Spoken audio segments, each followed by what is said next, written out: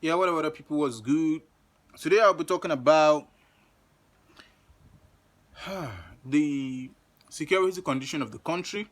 What exactly is up with this country's security? Where have we been coming from, and where is the security of the country going? I know a lot of people don't like to hear or listen to this, but this is concerning everybody. Even though everybody know by default that anything that has to do with security it should be a concern of every citizen, but not every Nigerian feel concerned. But you have to listen to this, whether you like it or not. Whether you are the type who like to hear about politics or not, whether you are the type who likes to hear about anything that goes on in the government or not, whether you are the type that you are you like to know exactly what is going on in the government that has to relate with you, because some of us we are only interested in whatever the government is doing when it has anything to do with us, but we don't care when it has nothing to do with us anymore. Sorry, what's going on here? Well, back to the matter. So that is that on that side. And the reason is that I want you guys to start seeing Nigeria as a messy country. Security wise. When it comes to the security of Nigeria, Nigeria is messy right now. Start seeing Nigeria as Afghanistan.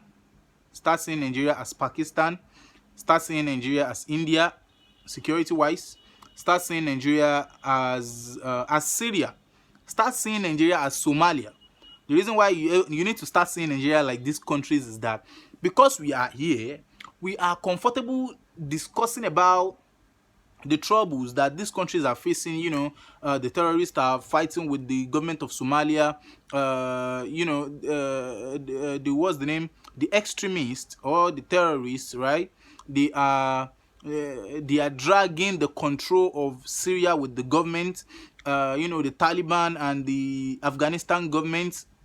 And all these things. We like to discuss about them, but we forgot. We don't want to acknowledge or accept the fact that we are in such position too, and which is true.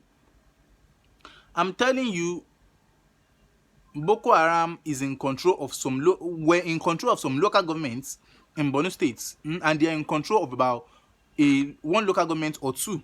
They were once in control of 4 local governments, and the same thing is happening in Syria. They were once in control of 4 local government. I can't really pinpoint the amount of local government that they are controlling right now, but they were once around last year, was it not 2019 or 2018. They were once in control of about 3 to 4 local governments. Can you imagine? When the terrorists or the rebels are in control of 4 local governments in a country. The same thing, let's look at Idlib. Idlib in Syria, a region in Syria which is being controlled by terrorists in Syria, right? This Idlib is a stronghold of the terrorists, and that is how all this terror starts happening. Conquering one local government after the other, one state after the other. Now there is arson everywhere in the country. There is fire incidents, fire accidents here and there.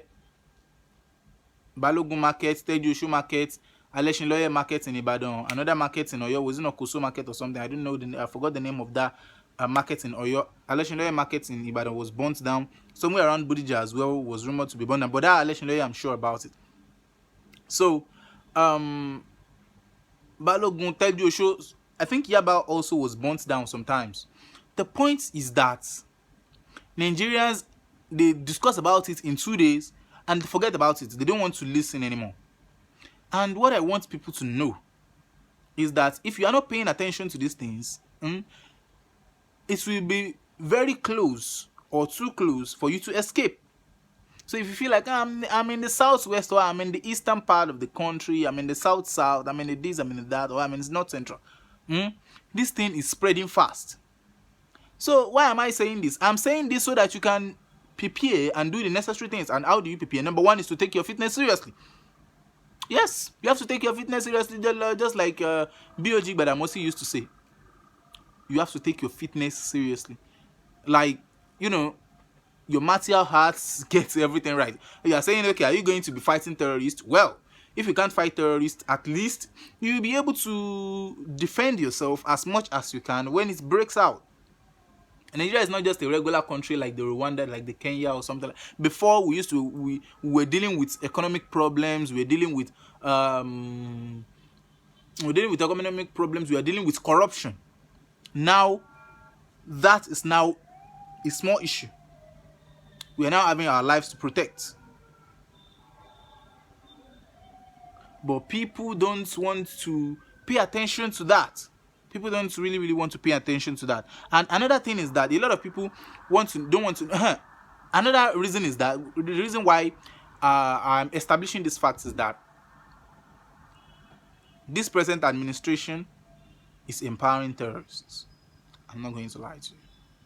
There are some senators in the National Assembly that are pushing for a ministry or an agency, a special agency, federal government agency that will be taking care of Boko Haram repentance, right?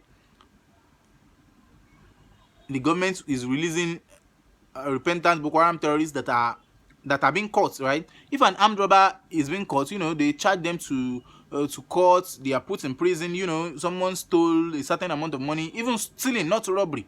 They are put in jail, doing all these things to them, right? They are taking care of and feeding Boko Haram terrorists with good foods when the prison where other criminals are is messy.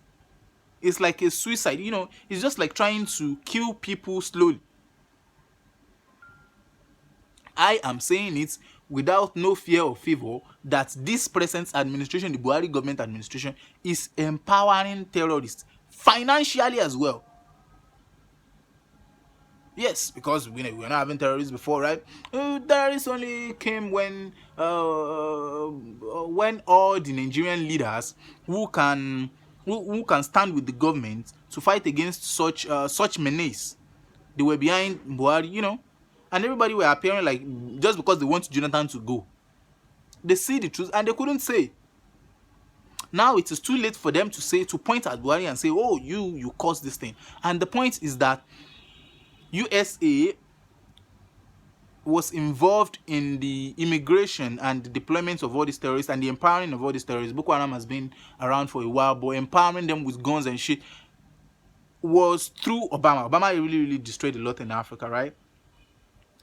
Giving them guns to do that, and those Nigerian leaders, all these Obasanjo and co, they can't say that, okay, we didn't see this thing happening. No, they saw it happening. But because they hated Jonathan, because they want him to go, I'm not saying it's not a crime it's not a crime to withdraw your support for somebody, right? But not at the expense of the whole country. But well, that's a talk for another video. But the point I'm trying to make is that all the Nigerian leaders that you may think, oh, they are going to keep things in check, they are going to control things, they are not in control of things.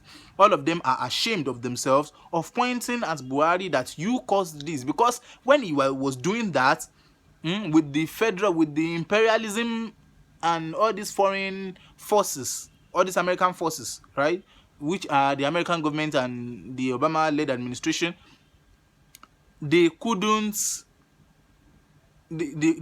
caution him and stop such. That's because they want to see Jonathan go.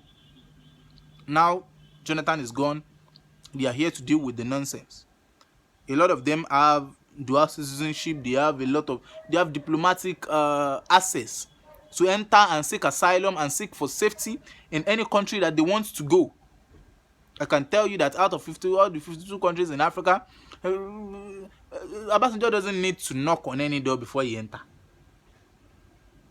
So that's the point. We have to be really serious. Even though this video might kind of sounding crappy, but I want people to know that I just want you to, what the point of this video is, I want you to start seeing Nigeria as a terrorist troubled country, like Afghanistan, like Syria. With that, you'll be able to know the kind of country you are, and you'll be able to take the necessary steps.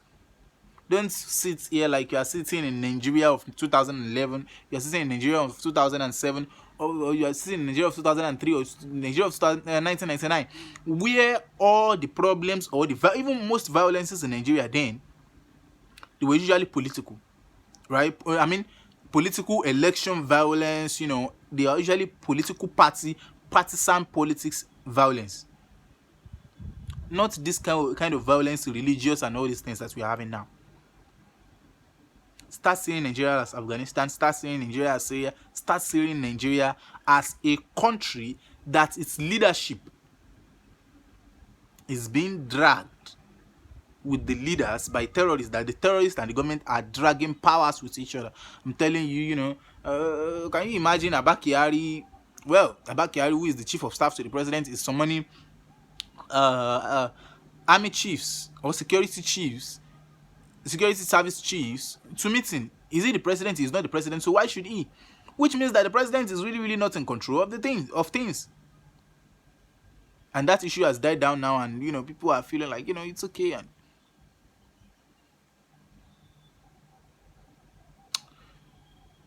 Nigerians have to be aware of the problem that is going on.